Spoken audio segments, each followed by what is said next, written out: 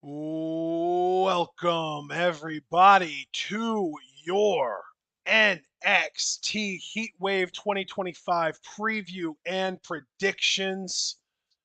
I think we're going to end up reacting to a lot of this card, I got to say. It looks like a pretty decent card, and there are definitely some matches that I'm excited about. We do have 6 matches, which is a little bit different for NXT. Historically, even going back to when it was Takeover, NXT PLEs are almost always 5 match cards, but we do have 6 on here. And I think worth noting is that 50% of these matches are women's matches, and there's a fourth match that also involves women. That's a mixed tag. So this is technically majority women on this card. That's exciting to me. How you feeling, John? To be honest, I really haven't paid too much mind to the Heatwave card, and I have not seen really any wrestling this week.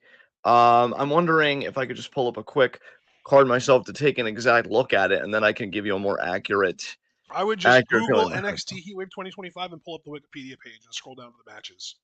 Yeah, that's That's that's what I pretty much do. that's pretty much what I'm doing. All right, so we've got Jordan Grace versus Blake Monroe. I haven't really cared for the build to this, but in ring it should be good. That's Hank and Tank exactly versus two how I members of Dark feel about it too. Like the build has been garbage. The writing is terrible, but the match is still going to absolutely go hard as hell. Hank and Tank versus two members of Dark State. Hopefully, Saquon Sugars will be a part of that. Just hoping Dark State win the tag titles. Build has Yeah. been mad, very inconsistent, but at least we're getting the match finally. JC versus Masha versus Ash. You know what? We'll talk about predictions when we get to that. I almost let my prediction out of the bag. Should be a fun match, I guess. Really, I'm just excited to see Masha on an NXT show.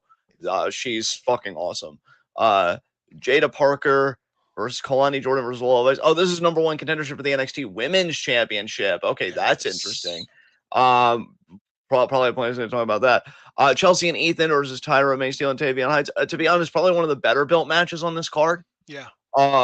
And then Obafemi versus John Evans should fucking slap. I honestly, I think it really starts to pick up for me around the third match, the women's triple threat for the Knockouts World Championship. That's And interesting because that I think that match very specifically is probably the match that I care the least about on this show. yeah, I just think again from an in-ring standpoint, it should be fun. Um, and so I think ultimately, if I'm being honest, looking at everything, I think I'll give it just a very weak 7 out of 10. Like I really was honestly thinking 6.5, but I think I can go to a 7 when I really think about Oba versus Javon. So I think I'm at a 7 out of 10 for hype for this. How are you feeling about this show? I'm at a strong 8. Okay. So I'm a weak 7, you're a strong 8. All right, fair enough. Yeah, I am really hyped for this show. I don't think there's a single match on this card that I don't care about or that I'm not looking forward to some degree. I do think that the TNA Knockouts World Title Triple Threat is the match that I care the least about, but we're still getting Masha, and Masha's great. It's just a shame that she's only 1/3 of that match, and that it has to involve Dana Brooke of all people. That's a really weird decision in my mind. Right. I'm assuming that's just more involvement of like TNA storylines that we don't know about, we're not privy to because we don't watch the product. Um, but the other matches, I mean, don't get me wrong, I do not like Hank and Tank, but it's a Dark State match, and I have said many times I really don't care who Dark State's going against.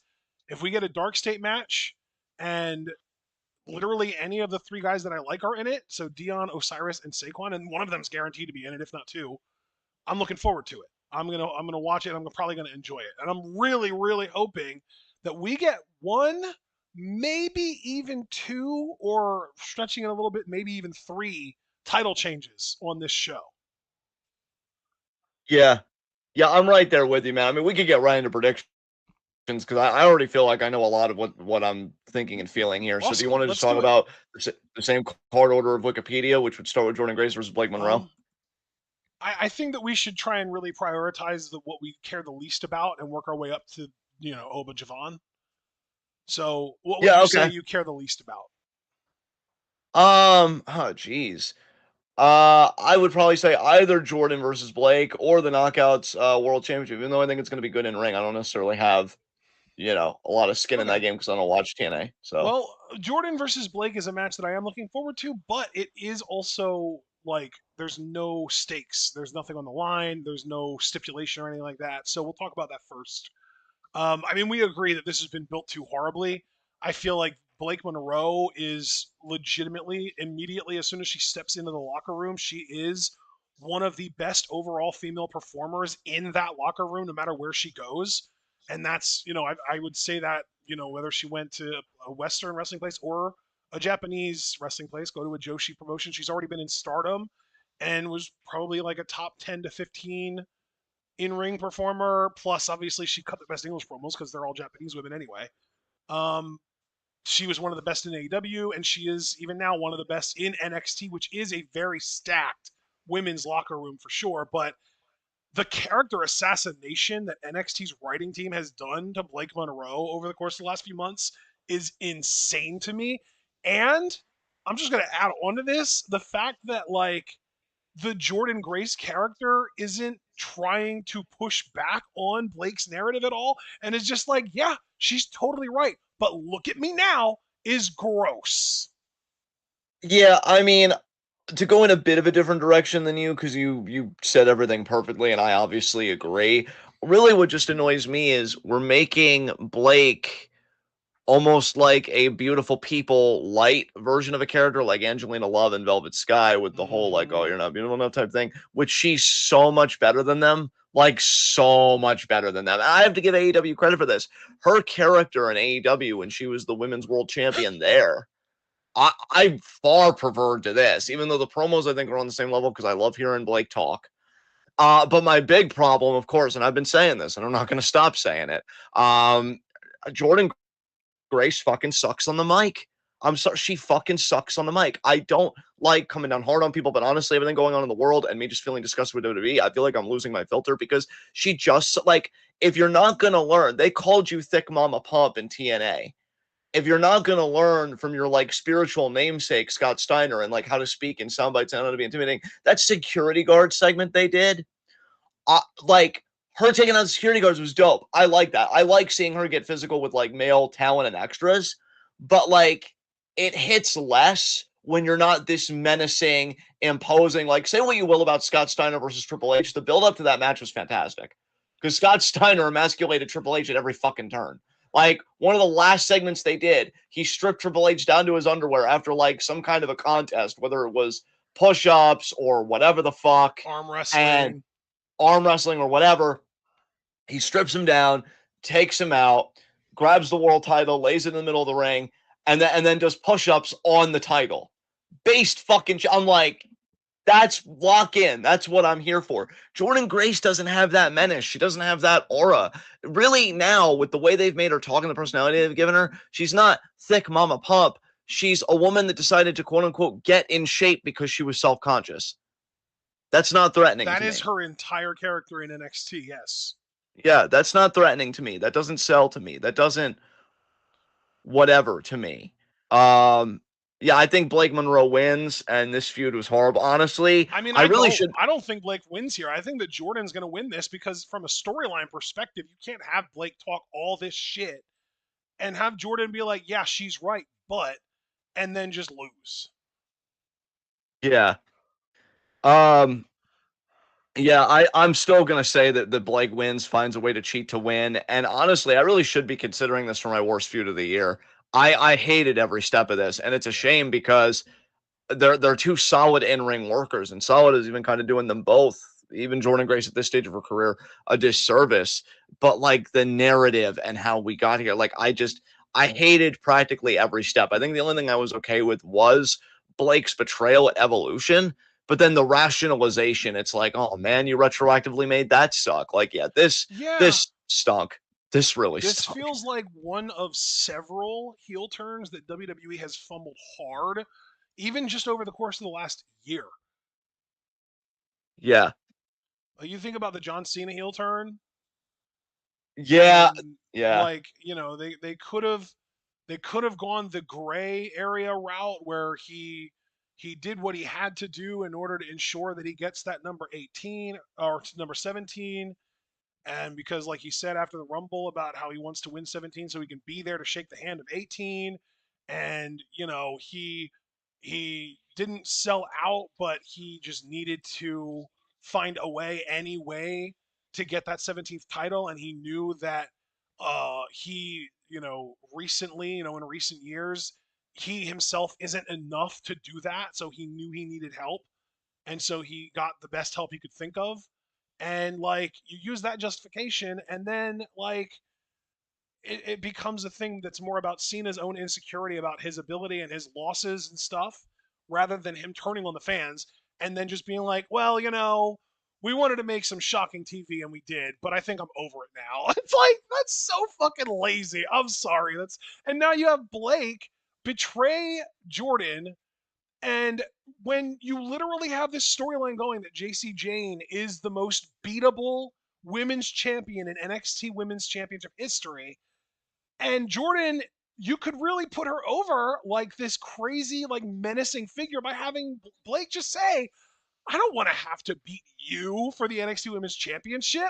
You're a beast. You're scary. I don't want to have to beat you. I don't want to have to ever wrestle you. But I know I can beat JC Jane, so you can't be winning that title because JC needs to be the one I beat for it because she's the beatable champion.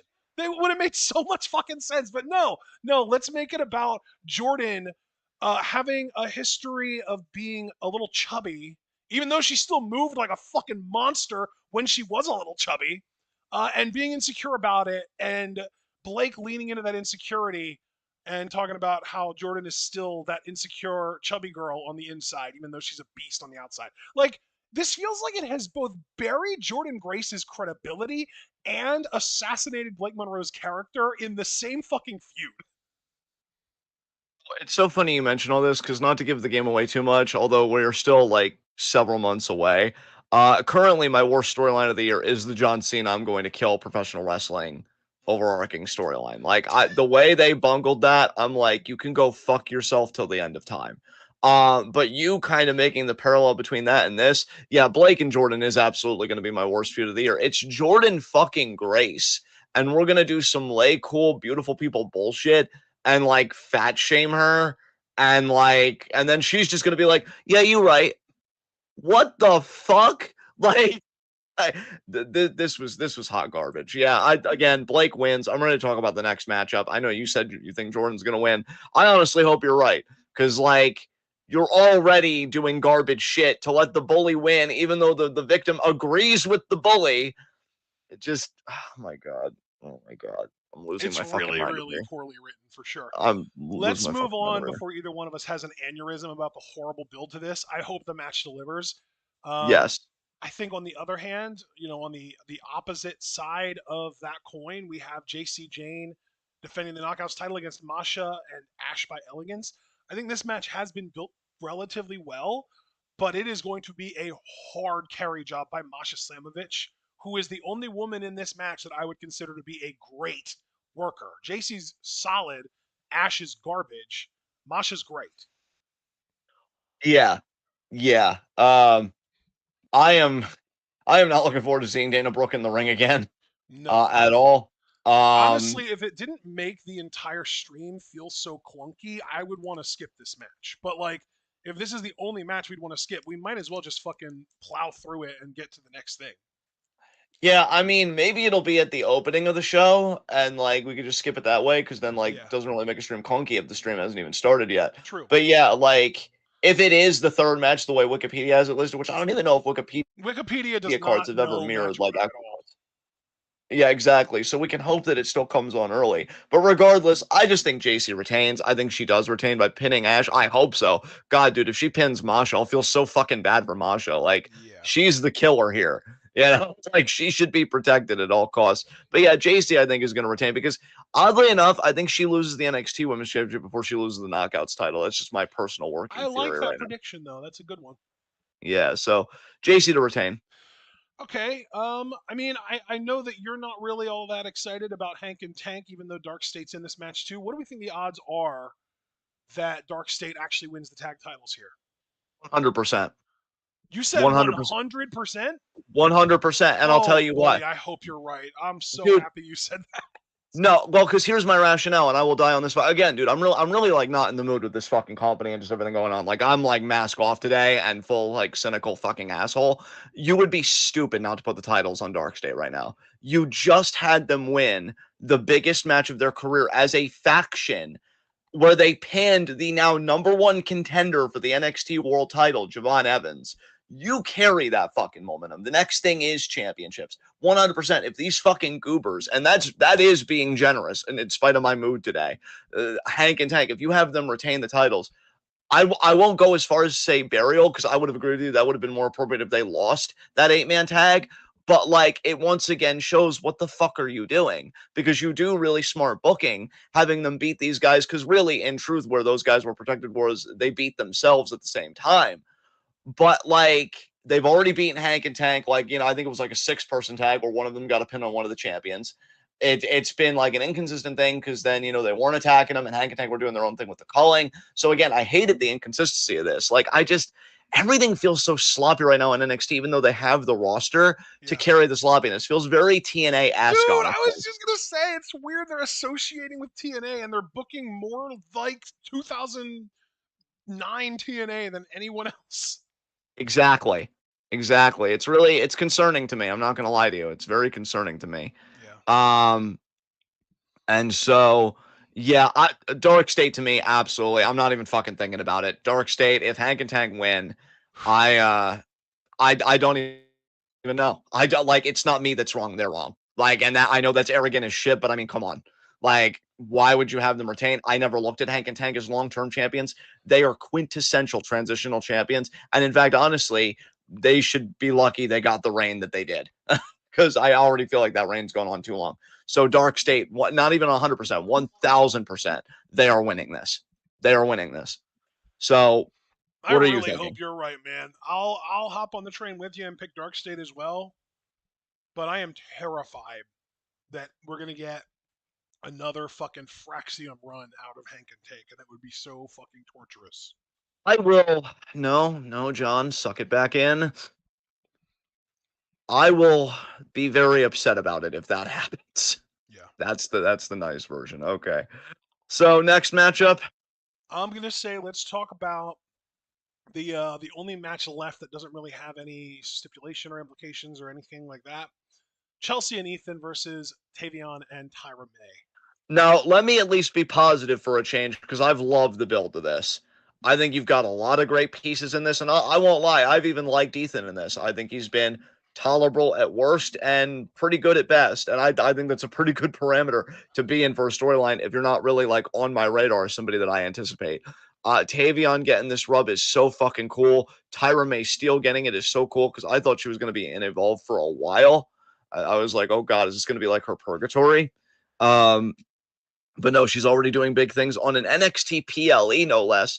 Chelsea Green is one of the best assets any wrestling company can have because she is willing to do anything. She doesn't take herself too seriously. She understands it's being on TV. Like she'll advocate for herself, as we saw on Unreal when she's like, I don't think that finish makes sense. I want to use my finisher.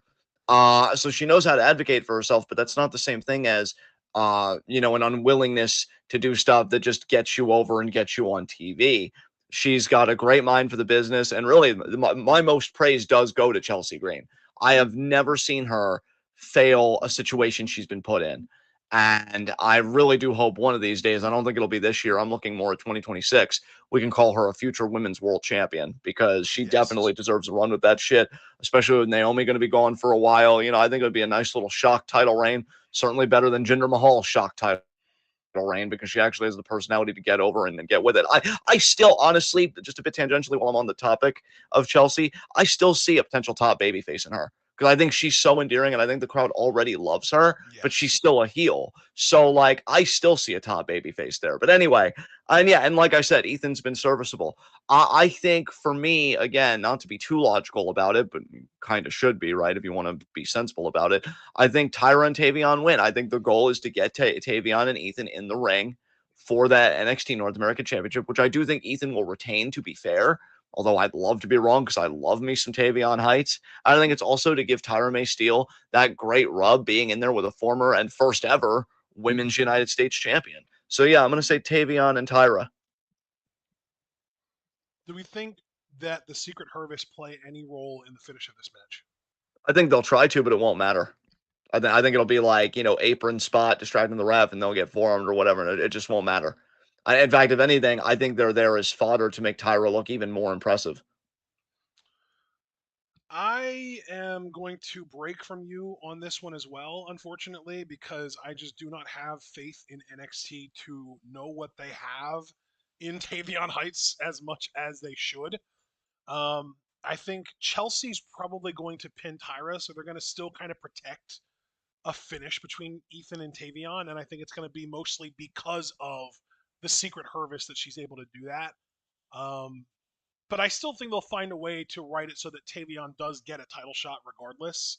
I just don't think that they're going to have either Tavion pinning Ethan or Tyra pinning Chelsea in this match. I really don't. I see you. I can understand that. Yeah. So next. Next, let's talk about the NXT Women's Championship Triple Threat number one contenders match. It's the only match left other than Oba Javon. Jada Parker, Kalani Jordan, Lola Vice. I'm going to be real with you, man. Similar to the tag title match, I am terrified that Lola Vice is going to win this match. This is the first time that I'm going to feed on your terror and enable it because I'm picking Lola Vice to win this. Fuck. Uh, but yeah, I'm sorry. I really, it wasn't even malicious. I was I know. genuinely thinking Lola Vice before we even got to this match because to me, Jada feels so far removed from the title picture to me right now, personally. Yeah. Like, I get why she's a fixture, but you figure Kalani and Lola recently had a tag match where they beat a team that had JC on it. Kalani pinned JC, but here's the thing. She pinned JC because of Lola's back fist, knocking JC the fuck out Right. for Kalani to get her split like a moonsault. I think Well, so Lola's maybe getting the the same title thing shot. happens. Maybe they'll drag the Lola thing out, and maybe she'll actually be our next champion. As weird as that would be, they have Lola do the same exact thing to Kalani, and Jada picks the scraps like the way that Kalani did in that match. It could be. It could be, yeah. I mean, I just feel Because like it's Kalani's not a baby face. Like at least she's not like a true no. baby face. Well, no, she's not like your white meat baby face. I think she's more playing in the gray. I wouldn't call her a heel personally. You know what And though? you know Jada how and Kalani both lean a little more like away from pure babyface, and Lola right now, as much as we are not fans of her, she is a pure babyface, and the champion is a heel. So I have to join you and pick Lola as well, as much as I hate it. I mean, bro, I even think I still haven't forgotten from a few months ago because it just shattered my fucking world when Lola faced Tatum, and I think that Women's North American Championship ladder qualifier, Yeah. and the crowd was so behind Lola, and I thought Tatum had all this fanfare. She Yep. was like a great baby face, and that crowd was like, no, John, fuck you. Like we are we are all in on Tatum Paxley, or we are all in on Lola Vice, and I'm just like, but why? Like Yeah, that was why? heartbreaking, honestly. Dude, it destroyed me. I don't fucking know what we're doing as a society. So yeah, I think yeah, Lola wins, and I think she goes on to face JC at a future event. And thanks, I hate it. It's just so fucking great. So yeah, is all that's left of the main event. Yes, it is Oba Javon. And again, I mentioned earlier, I'm hoping for some title changes. I mean, you practically guaranteed Dark State winning, so that's one. I would definitely love to see Masha win the Knockouts title back. And man, am I pulling for Javon here because I love Oba. You know I love Oba, but there is only one dude in NXT that I can legitimately get happy about beating Oba, and it is Javon. And if he doesn't win here, I don't know how many more shots he's going to get. And if he does get another shot, I don't know if it'll be during Oba's reign or if NXT would book somebody else to beat Oba and disappoint me again.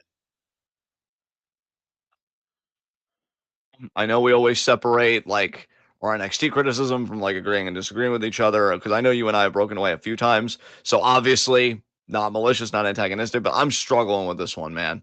I got to be real with you. I'm struggling with this one because I feel like and chat, please feel free to disagree with me because I've been very candid and I've owned up to that I have been kind of inconsistent with viewing lately wrestling just because I'm just very in a jaded place with the product.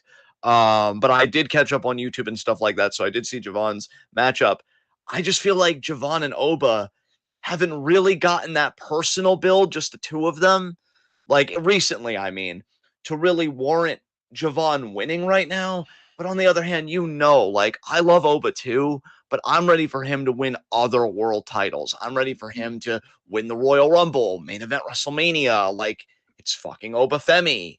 And like, yeah, Foster pretty much articulated it. Javon's been beating people, but he hasn't had much of a story to this match. I God, I don't know. I really don't know. I think I'm leaning Oba retaining, and then we do one more match between them, and then Javon wins that. But you would need context. Like, how does Oba retain? Yeah. Is it controversial? Did Javon maybe have Oba beat at one point and they did a fucking ref bump for some reason? Like, what's the context, first of all? And then second of all, if Javon would win, we know how Oba has carried himself as champion. And this is important to note too. Oba just doesn't give out rematches unless there's good cause. Like Inamura, like Oba was well aware of Briggs's interference and meddling. And he thought, you know what? Yeah, I want us to have our proper one-on-one match. And they still didn't get it because Briggs, horrible fucking person. And we'll have more to say about Briggs come Saturday because that fucking match, I have opinions about that fucking match he had with Inamura. Wait, I'm confused. What is Briggs doing on Saturday?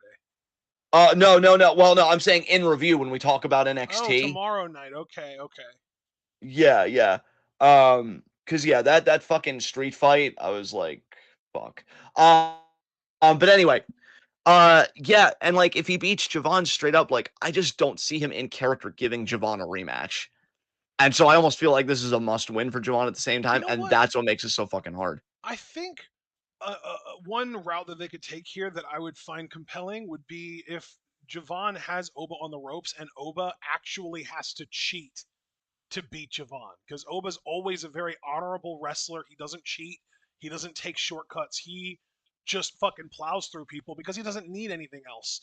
But if Javon can make Oba cheat, if he can make Oba reach that point of desperation that the fucking ruler Oba Femi has to stoop to cheating, and that leads to Oba being unwilling to give Javon a rematch, but Ava forces it, I would think that Javon would win the title on that second match for sure.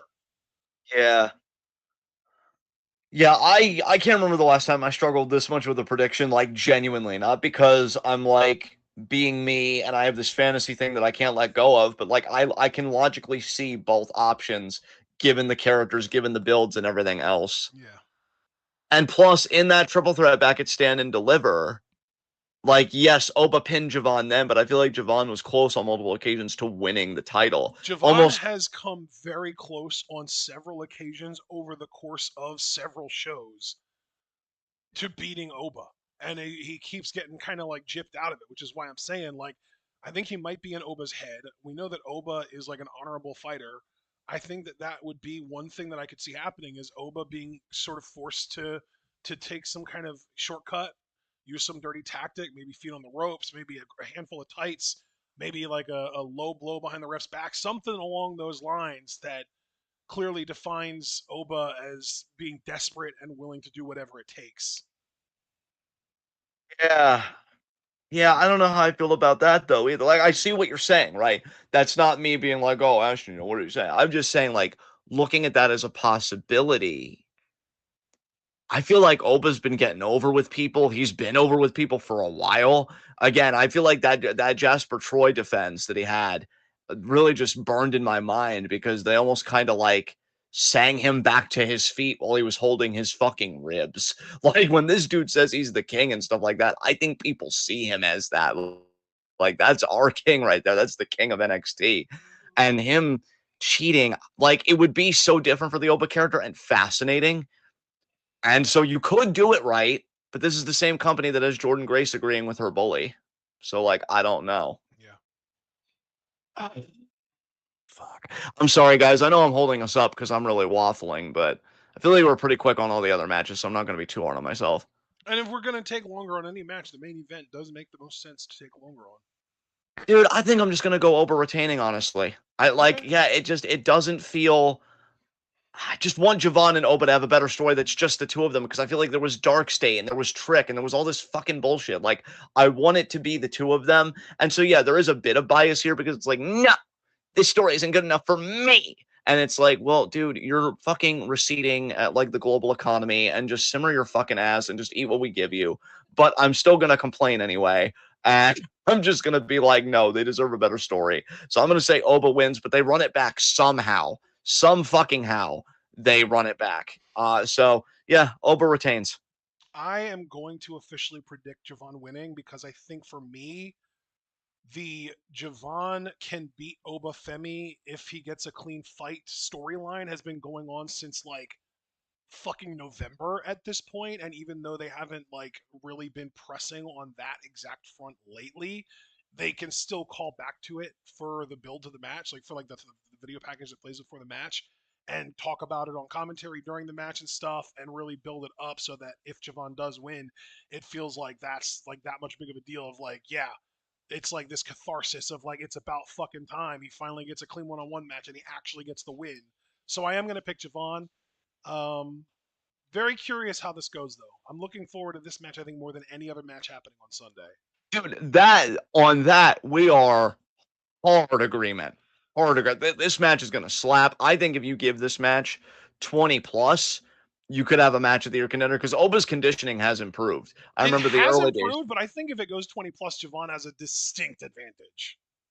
Well, yeah, because I mean, dude, like they've definitely built him as that guy that gets his like third gear late in matches and like really can light people up. Yeah. Um, and yeah, I mean, I love both guys because I mean that's another thing too where I think about Javon winning. Just again to work through my own struggle, my doubt, even though I am gonna lock in Oba. Dude's been on fucking fire. Like I recently said, either on an in review or maybe even a 5v5, but I think it was an in review where I said that Javon Evans really is becoming can't miss television. That there's a reason why, even though I've been kind of like out of it with wrestling, just my own like personal animus.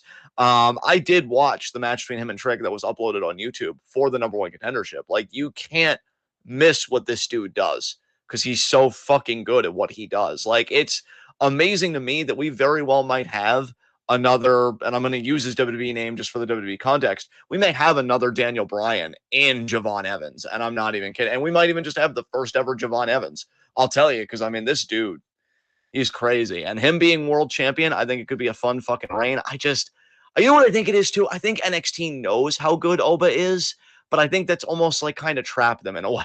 Because it's like he's so good, we're afraid to take the title off him. But for me, if they take the title off him, you got to call him up. Like I'm, I'm, Oh my I'm done god. I playing mean, with I him. think you Yeah, can keep him around long enough to put Javon over even harder. Like, get a rematch and Javon finds a way to win again, or they go to like a no contest and then we get a third match, like or maybe they do like a non-title match that Oba wins, and then in a rubber match Javon retains somehow, like something like that. You can keep Oba around for a little longer, but like if that dude is not in the 2026 Royal Rumble, something has gone seriously wrong. yeah, yeah, dude. I mean, it came from your face, so it was already perfect. And then the content was, also perfect because I completely agree. He needs to win the 2026 Rumble. Like, I know you said he just needs to be in it. I'll go one step further. I think he should win it. Look, you saw the pop fucking Jimmy Uso got winning this year. Or excuse me. Oh my God. Jay, Jesus Christ. yeah, Horrible. Horrible. That was Jimmy's my win this year is becoming a father. Yeah. So yeah, the pop that Jay got winning this year. Um, I think Oba. I don't even care if people don't know who he is or not, because when we talk about that disconnect potentially between NXT and main roster, you're gonna find out. Okay, it's not up to me to spoon feed you shit. All right, this is the learning curve. It's a fucking roller coaster. Get used to it. Better than the learning Because yeah, tree confirmed. exactly. Oh God, and I hear Chris Jericho might be coming back to the company, making it even worse. Mm, Anyway, yeah, so give Oba everything. Fuck everyone else. Fuck you, Jimmy Uso. And I think that's pretty much it. So, yeah, there you go. Precisely. Yeah, precisely. she's really upset about the potential of Jericho coming back. I guess there's no Judas in her mind. Mm. Kill me, please. Jesus fucking Christ. I can't No, I stand one don't more want day. you to go away. Well, I'm probably, you know what? No, I'm gonna suck that thought back into. Man, I'm really self-censoring in this era right now. Oh boy. All right, I think my hype's about to say, you know what? I think I'm more of a solid 7 in the week 7, but I'm really not going to move that much because really I think this card is one that isn't hard carried by the headliner, but is carried to a degree by the headliner, if I'm being real. So, your hype change at all, or are you still going to stay at that strong 8? I'm still at that strong 8. You fucking stud. You have anything else you want to say about this? No. All right. All right. Well, guys, thank you so much for joining us. Please leave a like as you file on, subscribe, click the bell icon for notifications so you don't miss any of that football goodness. Check out everything we're involved in the description box. Follow us on Blue Sky and Twitch because we are the best wrestling podcast in all the AWC. Um, God damn it, Foster. You're so handsome, and yet why do you do this to me? And we will see you guys tomorrow at 10:30 for In Review, where we talk about wrestling and stuff and the things people did on wrestling, but only the relevant stuff and the stuff that Pop does, because we're not a recap show. And because fuck all the lame ass acts. And Yeah, then pop. my God, you're precious too. What the fuck?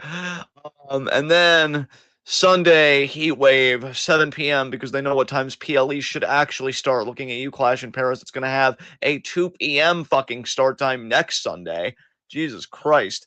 Um, and so yeah, that's happening. Also, Forbidden Doors also happening tomorrow, and I am going to try and check out at least MJF versus Hangman because that's actually a match I kind of give a shit about. So if you're an AEW fan or a WWE fan, you could be in the Discord while all these shows are happening, and we've got a great community that's When accepting of all is people. that? So is that all in show? Is that also this Sunday? Yes, it is. And bro, if I could be perfectly honest with you, like I don't know. Like I know it's Sunday, but I've gotten complete reports. Like one time I saw was like 4:30 p.m. Another time I saw was like 1 p.m. And I'm like, well, shit. Holy shit. Oh, it's fucking Forbidden Door. Yeah, That's yeah. why. Oh But yeah. man. So yeah, we're accepting of all wrestling fans. Love talking about all sorts of wrestling. Again, I'm even interested in Forbidden Door at least for that main event, just because I don't know. I have certain ideas about how that might go.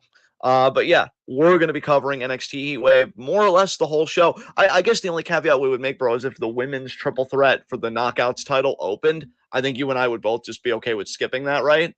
But that would only be if it opened the show, Correct. correct? Yes, correct. Yeah. But that's the only that was the only opener that we'd Bro, really feel like we'd skip. So I just saw Wikipedia actually has this listed. The AEW Forbidden Door starts at a special start time of 6 p.m. British summertime, which is 1 p.m. Eastern time. the 1 p.m. time is yeah, dude, I'm missing that whole fucking show. With my sleep schedule lately, I am cooked. Holy fuck. Yeah, I'm cooked. Well, rooting for MJF, you got this, bud. And you almost set Mark Briscoe on fire. You gotta just pull an all-nighter tonight. Wake up literally at like 10:20 tomorrow night. Well, when I say pull an all-nighter, I mean like fall asleep like tomorrow afternoon, like 2, 3, 4 o'clock in the afternoon. Wake Yeah. up at like 10:20 tomorrow night before our weekend review, and then just stay up. Well, no, you can't do that because of the fucking NXT show. Never mind, ignore me.